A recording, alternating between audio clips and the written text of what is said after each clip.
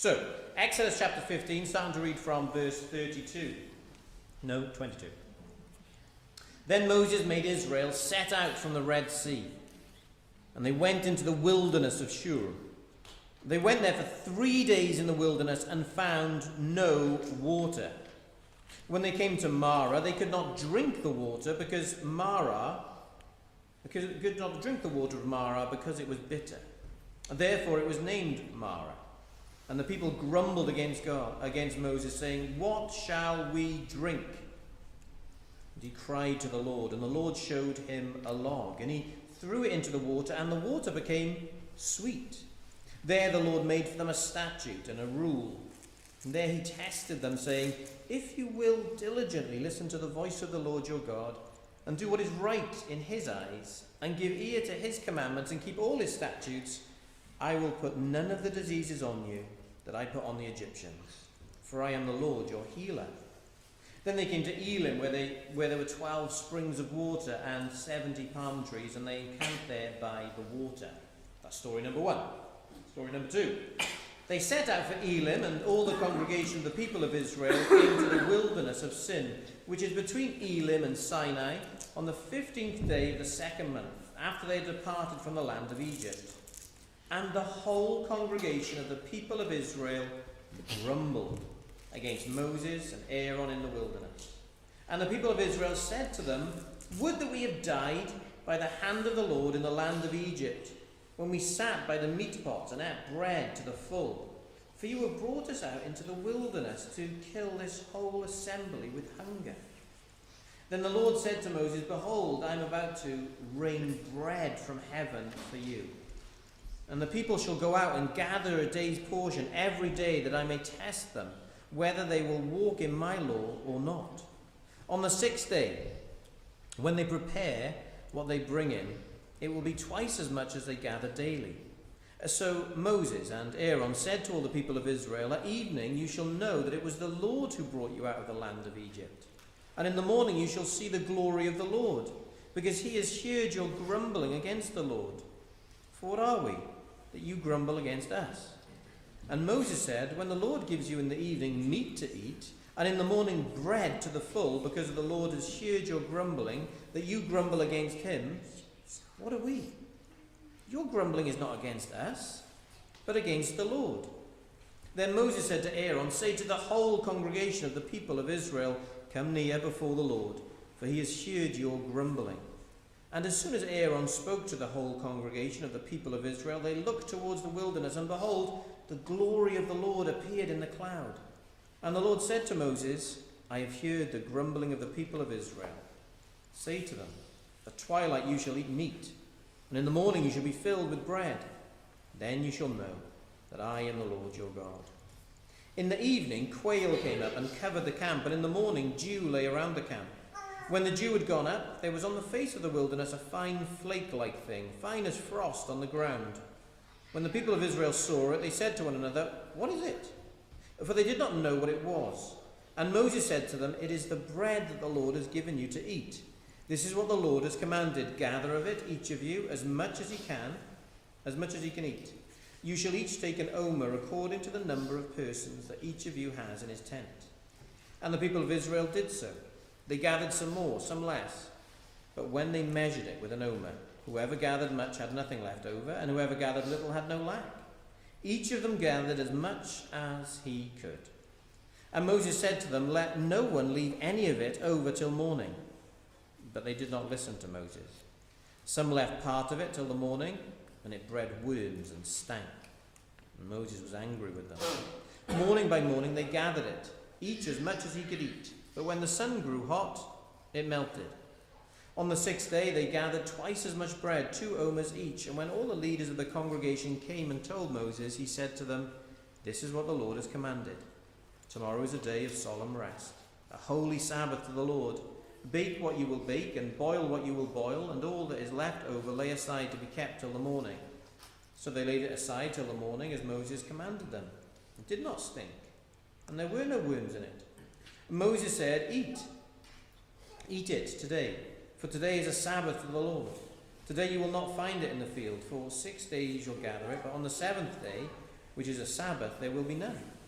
On the seventh day, some of the people went out to gather, but they found none. And the Lord said to Moses, how long will you refuse to keep my commandments and my laws? See, the Lord has given you the Sabbath, therefore, on the sixth day. He gives you bread for 2 days. Remain each of you in his place. Let no one go out of his place on the seventh day. So the people rested on the seventh day. Now the house of Israel called its name manna. It was like coriander seed, white, and the taste of it was like wafers made with honey. Moses said, this is what the Lord has commanded. Let an omer of it be kept throughout your generations, so they may see the bread with which I fed you in the wilderness, when I brought you out of the land of Egypt. And Moses said to Aaron, take a jar and put an omer of manna in it, and place it before the Lord to be kept throughout your generations. As the Lord commanded Moses, so Aaron placed it before the testimony to be kept. The people of Israel ate the manna for 40 years, till they came to a habitable land. They ate the manna till they came to the border of the land of Canaan. An omer is the 10th part of an ephah. That's story number 2. This is story number 3. All the congregation of the people of Israel moved on from the wilderness of Sin by stages according to the commandment of the Lord, and camped at Rephidim. But there was no water for the people to drink.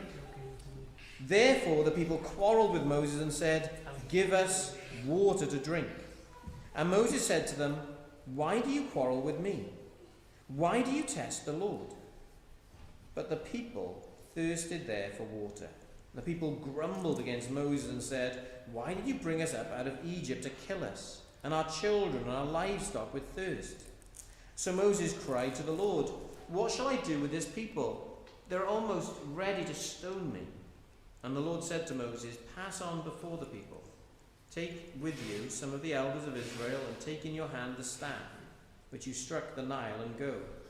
Behold, I will stand before you there on the rock at Horeb, and you shall strike the rock, and water shall come out of it, and the people will drink. And Moses did so, in the sight of the elders of Israel, and he called that place Massah and Meribah, because of the quarreling of the people of Israel, and because they tested the Lord by saying, is the Lord among us or not?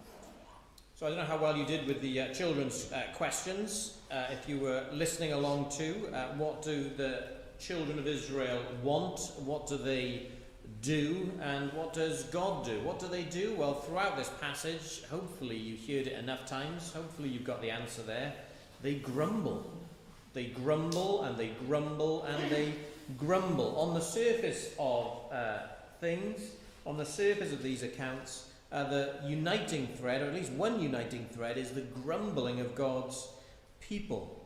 It's an account about how quickly God's people can become so ungrateful. So quickly can they forget the goodness that God has done in their lives.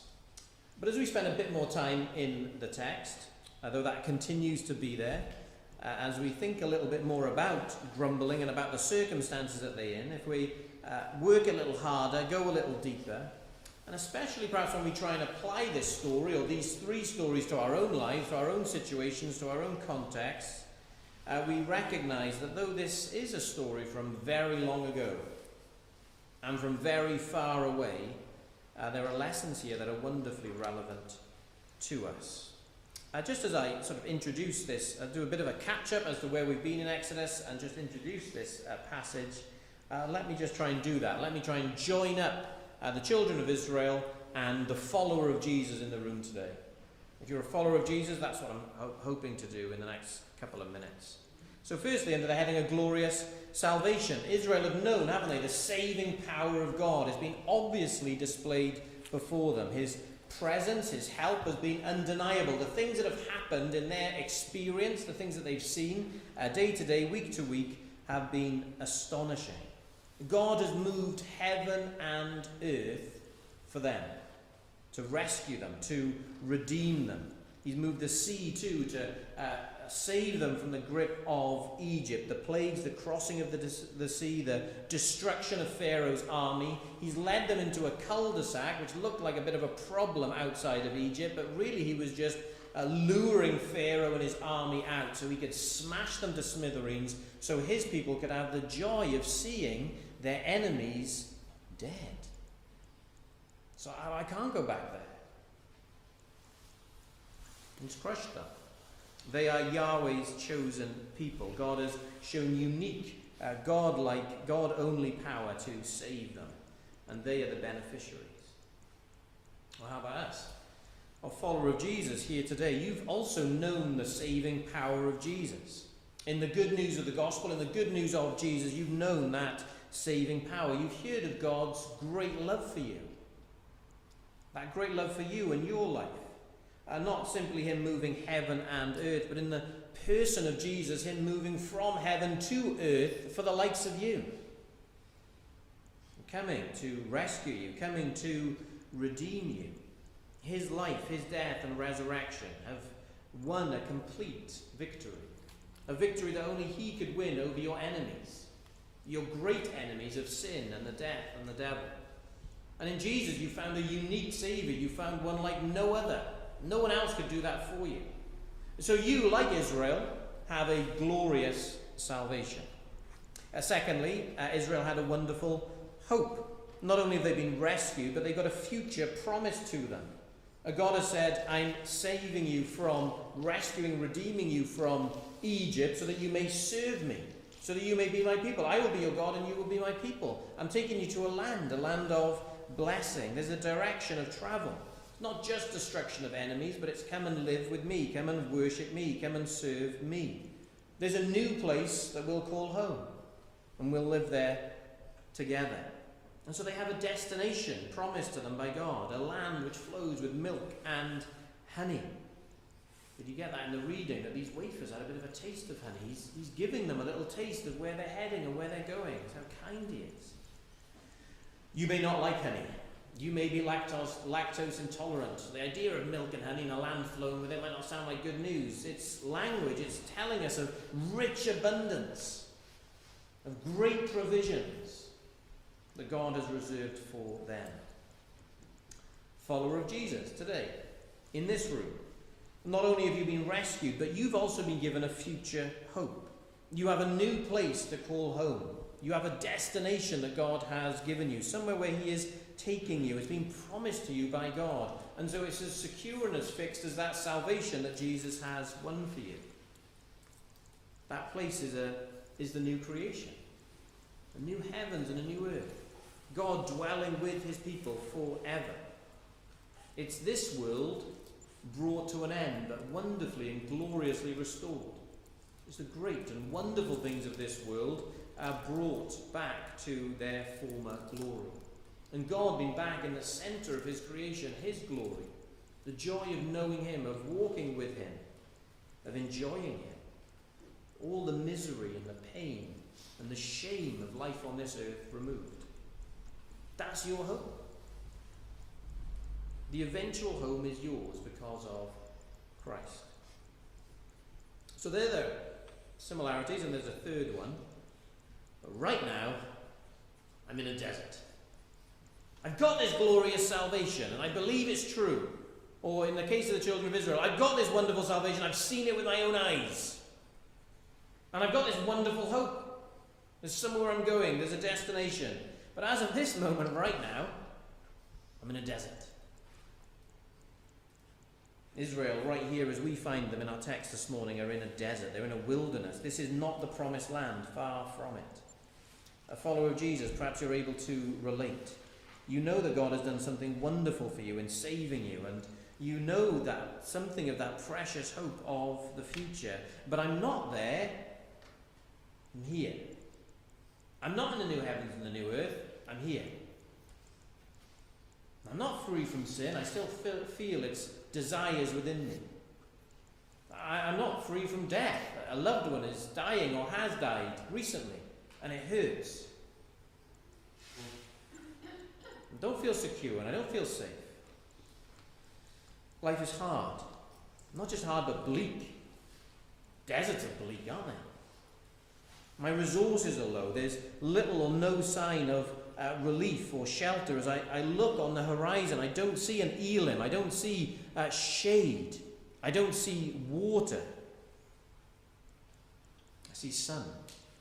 I don't see trees. I see sand. I'm hoping then for at least some of you that this passage has been made that little bit more relevant, a little bit more applicable to your situation. You are loved by God, but you're in a hard place. You're in a tough situation, saved by God, but experiencing hardship, going through a trial, confident of heaven, and yet desperate here on earth. And you're trying to plug those sockets, those truths back together, trying to apply all of that truth that you know is true to your life. So come with me and find food for your soul and my soul in the desert. Our first heading, we just had 3 headings. That was just an introduction. First heading, the Lord led you here.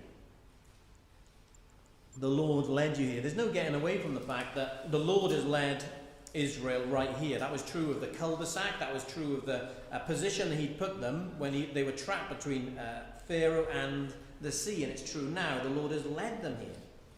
We don't have to go into the detail of the geography to know that the route that the Lord has led them on is not the easiest, the simplest, the fastest route to the promised land. He's not taking them down the M4. The M4 is particularly quick or direct, but that's not the route he's going on. God is leading this nation, literally leading them. He's in front of them and they follow. Perhaps you played follow the leader at school as a child, or perhaps you're still a child in school and you play follow the leader, a caterpillar of children following the person at the front. And you've got to keep up, and you've got to get over the obstacles that they got over. You've got to go around the buildings that they go around. You've got to speed up and slow down as they speed up and slow down. And Israel are following their leader. God is before them. He's ahead of them. He's directing them. God is leading them. They stop when he stops. They go when he goes. And so the Lord intends for Israel to be in these places. There's no accident that they're in places with a lack of water. There's no accident they're in places with bitter water. There's no accident they're in a place with no food. God has taken them there. The clearest example in our text is the sort of overall truth of the whole section of this section of Exodus, but would be in 17 verse 1. All the congregation of the people of Israel moved on from the wilderness of sin by stages according to the commandment of the Lord and camped at Rephidim. But there was no water for the people to drink. It's all there in that verse, isn't it? The Lord has led them there to a certain place and there's no water. What do you bring us here for? You brought us here. What have you brought us for? Because it doesn't suit our needs. It doesn't give us what we require. So zoom out. What I'm telling you is that each step for Israel has been directed by God. Each step of the journey, they're exactly where God wants them to be. Is that the same for my life? Well, yes and no. The Lord is sovereign over our lives. There is nothing coming into our lives which is outside of his control. There's nothing which is a surprise to him, which he didn't put in our lives. That's a comforting truth and a hard truth for us to take as well. There are difficult things in our lives. We might ask, well, why has God put this difficult thing here? Why has he put this hardship here? If he's over it, if he's in control of it, then why is it there? Why is he treating me like that? Primarily, that leading, that directing now is about how we live, how we obey in any given situation, obedience to his word, confidence in him, trust and joy in him. But there's also a leading of the Spirit. There's also God making certain things plain and clear, opening doors, directing us, leading us.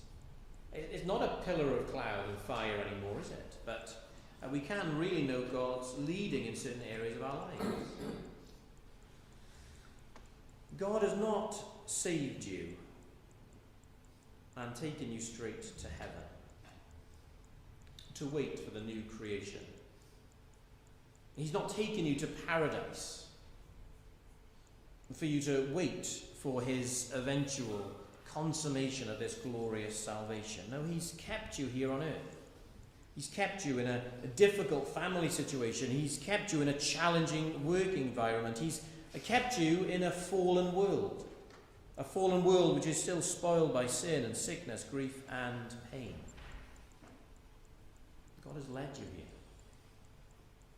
Not let go of you. Not forgotten about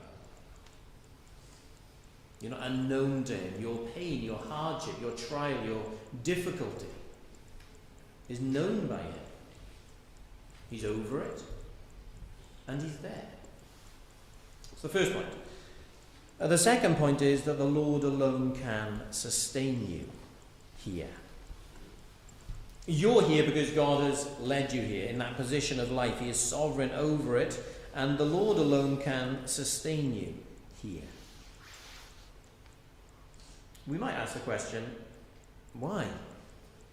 What purpose could God have in placing his people in a hostile environment? If his eventual purpose is for them to go to a good and better place, a land flowing with milk and honey, why not take them there straight away? Why this gap? Why this period of wandering? And if God's love is for me to save me and rescue and redeem me, why isn't he taking me now to glory? That'd be better for me, wouldn't it? Why is God allowing us to go through hard and testing situations? God can find a pleasant stopgap, can't he? God can provide an Elim. That was in our passage, in our reading, that there was a place called Elim that they were able to hang out in. Verse 27, they came to Elim where there were 12 springs of water and 70 palm trees, and they encamped there by the water. This'll do, Lord. This'll do. Shade, water, security, and keep us here. There is nothing wrong with asking these why questions. They're healthy questions to ask. The Bible is full of direct talking to God and asking him why. But there's also a very unhealthy way of asking them. 17 verse 3. But the people thirsted there for water, and the people grumbled against Moses and said, "Why did you bring us out of Egypt? To kill us and our children and our livestock with thirst." This grumbling is against Moses, but as Moses comments a few times in this section, it's not really, is it? It's daft. It's daft of the children of Israel to pretend that their moan, their gripe, their concern is with Moses and with Aaron. Who really brought them out of Egypt? Who's really led them to the desert? Who's really deciding when they move from camp to camp? Well, God is doing that. That's who they're really rebelling against. That's who they're really grumbling against. That's who they're really not trusting step by step of the way. They're actually saying, God, this was a bad idea. God, this isn't a great place for us to be. God, what are you doing? God, you've got this wrong. And we've said that grumbling is a thread that runs through these stories. Story number 1, 22 and 25 of chapter 15. We've got this journey from the shores of the Red Sea to Shur. They're 3 days without water. So as they're traveling, as they're moving as a company of people, they are increasingly thirsty. Perhaps they had some supplies. Perhaps they had some skins full of water, and now they're running dry. 3 days without being able to refill, and they're thirsty. And then eventually they came to a place which is water, but to add insult to injury, that place has bitter water. You sort of gulp it up because you're thirsty and then spit it out because it tastes foul. And what's the result? Grumbling. They grumble against Moses. Effectively, they grumble against the Lord. The second story, verses 1 and 3 of chapter 16.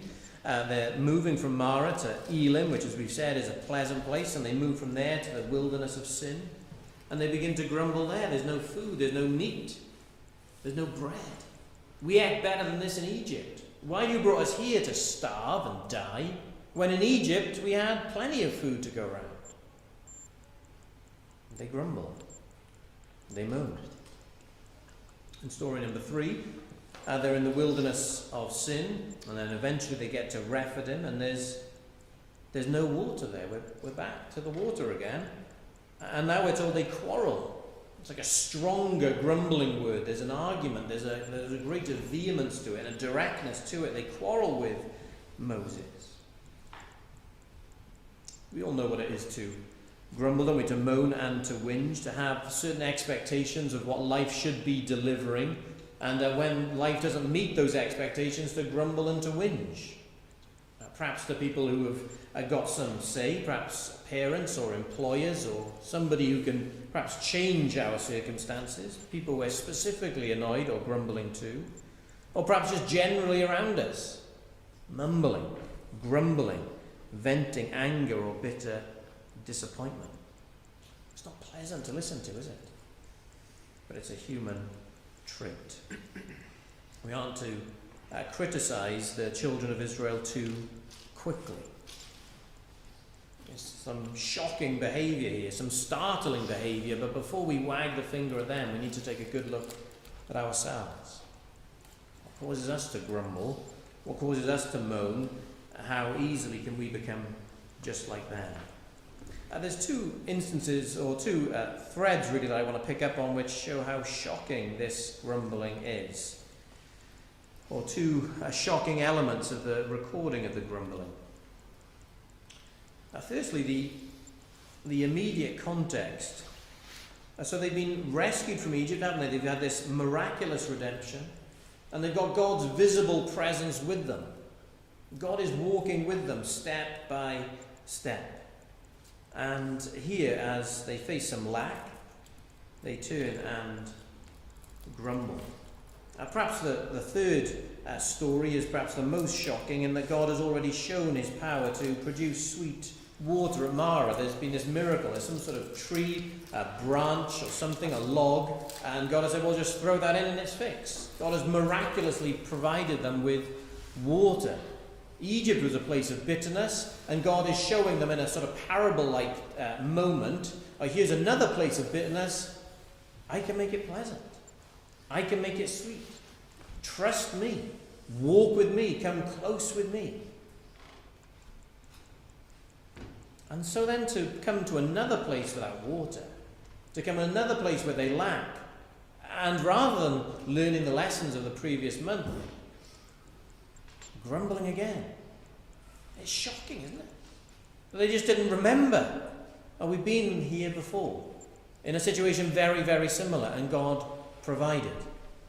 At the time that they're groaning about water, remember that morning they'd gone out and picked manna from the floor. They've picked bread up that God has rained down from the sky. They've had quail, they've had meat for tea. They are well fed. They've been so wonderfully provided by God, and yet they grumble. It's astonishing, isn't it? It's shocking. How quickly, though, can we forget the Lord's salvation, lose all perspective in the hustle and bustle of life? How easily we can forget God's good provisions, his help and direct answers to prayer. His providence, his care, his love, we can easily forget. And it's those things that cause us to lack a comfort. Food goes. Money goes tight. Uncertainties come in. Where's my next meal coming from? Who's going to pay my rent? Our world becomes much smaller and much more troubled. The pressures of life come closer. We feel pinched. We feel prodded. We feel insecure. And we've got a choice in that moment. We've got a choice whether we grumble and whether we groan. And whether we pridefully say, this shouldn't be the case. It shouldn't be like this. God, you've led me to a bad place.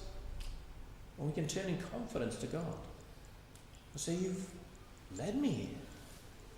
You brought me here. You're over this, and I trust you. You've provided me this glorious and wonderful salvation, and so I trust you in this much smaller affair. And the other shocking element isn't just sin. The shocking element is God's response to sin. Here we come again to, as we so often do in God's word, the grace of God. The grace of God, that's a word that you'll hear a lot in church. I wonder if you know what it means. What do I mean when I say the grace of God? What do I mean when I speak of God's grace? Well, it's a word that we use to describe God's dealings with people who deserve judgment and punishment and anger. But instead of judgment and punishment and anger, they receive pardon and peace and provision. It's not just God saying, I won't do this, I won't punish them, I won't judge them. He blesses them extraordinarily. It's an overabundance. God's grace is not just not punish them, but he's deserving to bless those who deserve punishment. What could God have done in this incident? He'd done an awful lot of things. He could have sent them back to Egypt for a start. Well, he could have made them dig for water. That would have been kind of him, wouldn't it? Well, there is water here. You don't think there is, but there is some water here. Dig a well there, and you will find some water. Put some effort in. Engage. There it is. God could have given them instructions as to how to find water. He could have done something similar with food. But he doesn't. He abundantly blesses them. He gives it to them freely. He fixes the source of water. He rains down food upon them. He blesses them over abundantly. And that's what God is like. That's how God has treated us.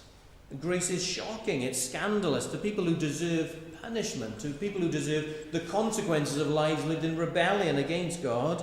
He chooses to bless.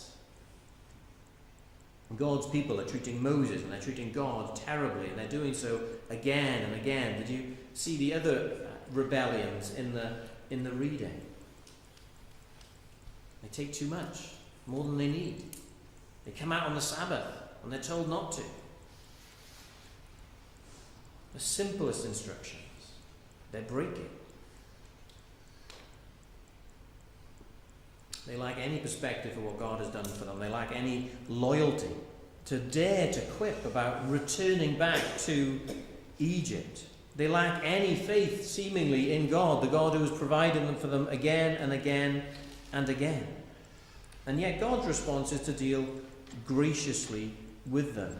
In these early wanderings around the desert, God is gracious to them.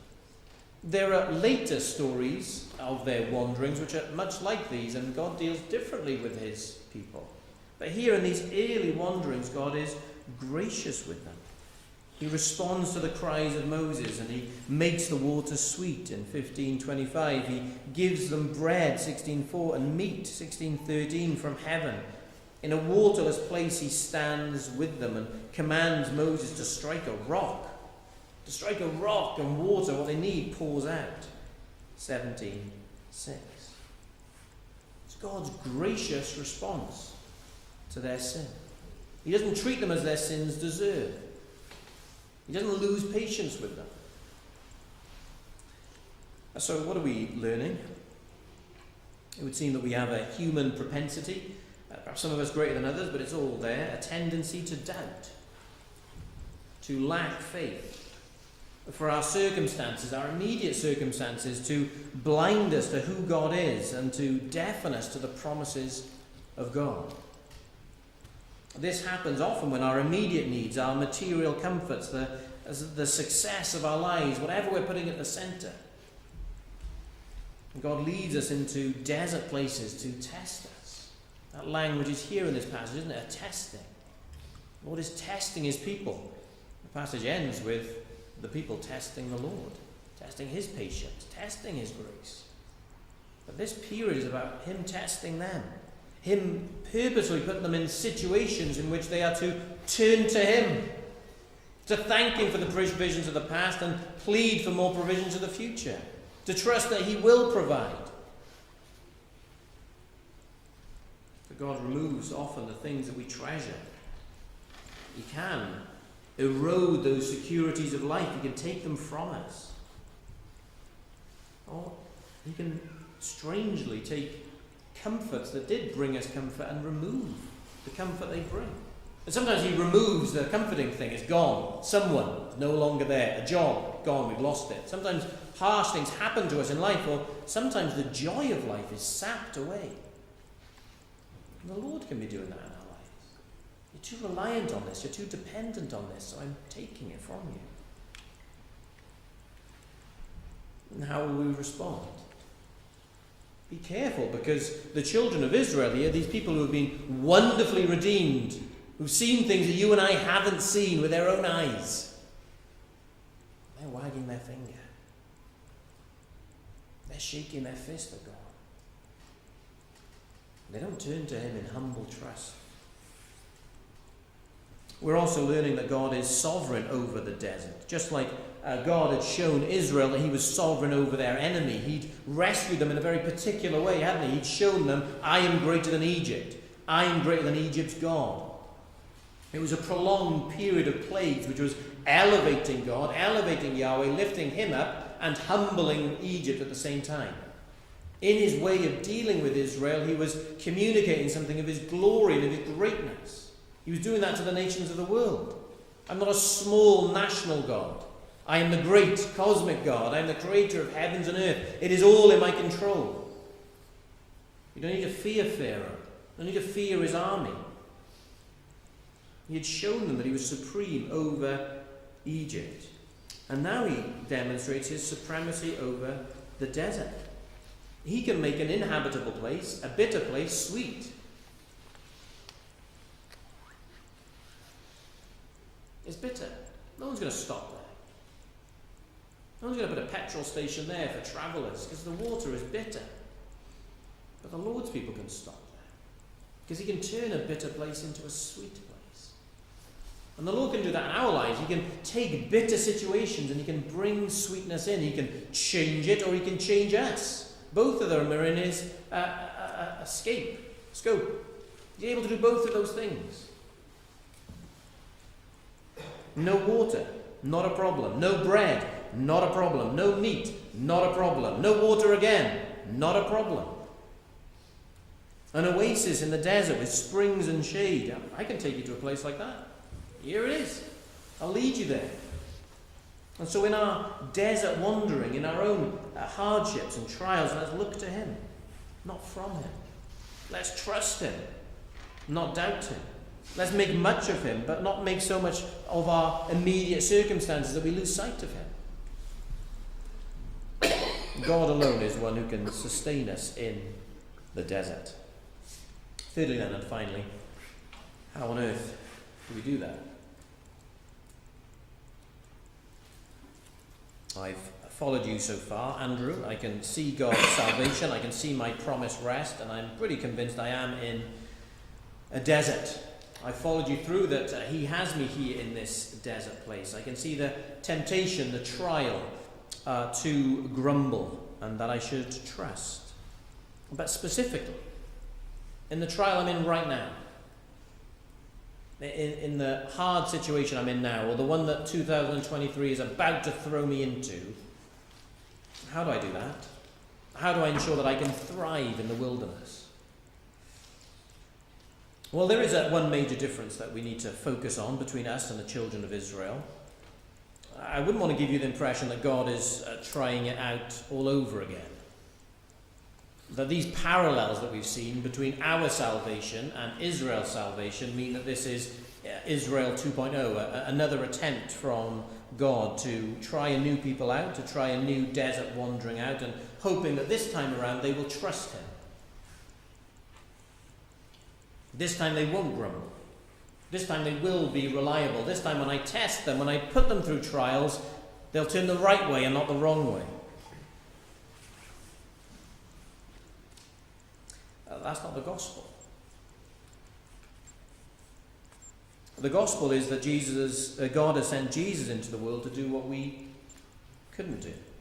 God has sent his Son to live in this world. He knew thirst.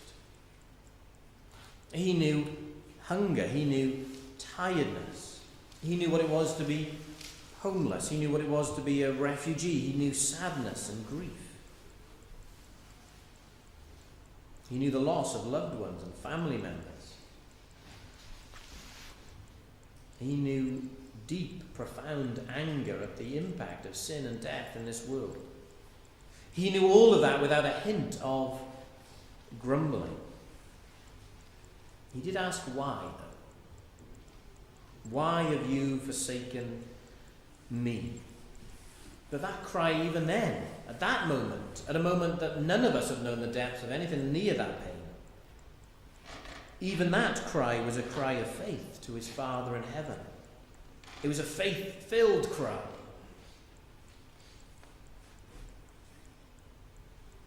So here we are. Jesus has done it all. Jesus won us a place in that promised land. He has secured it by his obedience. We contribute as much to our salvation that we enjoy today as Israel did to theirs. Nothing. Jesus is the bread of life. He is the manna that God has sent. In him there is life. Taking him, eating him. Jesus provides the living water. He is the one who can refresh our souls. He is the rock that was struck and the water has come out that we might drink those living streams. So in our desert wanderings, we must ensure that we wander to him. We must ensure that we wander with him. It means that in those trials of hardship, we draw near. As God was providing the children of Israel a miraculous meal from the skies, he gave them instructions, didn't he? Only gather enough for one day. Don't gather on the Lord's day. Gather twice as much when it's coming to Sabbath. And what principles can we take here? What instruction can we take here?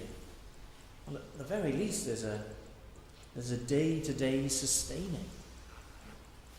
There's a day-to-day sustaining that the Lord promises, that gives us in his word. The way to thrive in the desert, the way to survive in the desert, is to keep coming to God each day for fresh food, for fresh sustaining. Notice how the food's spoiled if they try to hold it over, if they try to keep it going, if they try to stretch it out, if they try to get a bit more control of the desert and the Lord's provision in the desert, it all came to nothing, it all fell apart. They need to get up in the morning and receive it all again. They need to get up in the morning and go, from you, Lord, I take this sustenance, this sustaining again, and I'll do it again tomorrow.